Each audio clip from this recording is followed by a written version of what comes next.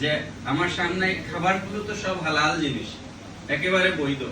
তো হালাল জিনিস আমার একটা ডিমার্কেশন আছে, লাইন ক্রস করতে পারবো না, বাউন্ডারি ক্রস করতে পারবো না, সেজন্য আমি টাচ করছি না। আমার এখানে টাইমের একটা নিয়ম আছে। সেই নিয়মটা আমরা কেন রোজার বাইরে পারি না? যদি পারতাম তাহলে এই সমাজ এমনি এমনি ভালো হয়ে যেত। আজকে এমন কোনো আকাম প্রকাম অকর্ম কুকর্ম নাই যেটা আমাদের হচ্ছে না।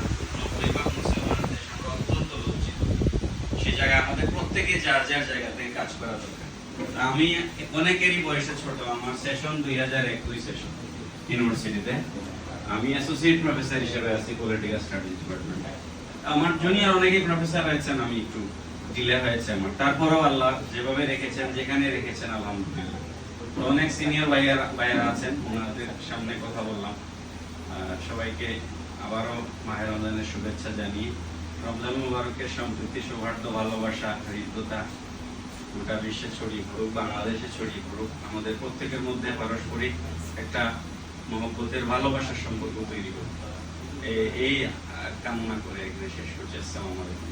দোয়া হয়ে যাবে নাকি? না কিছু বলার?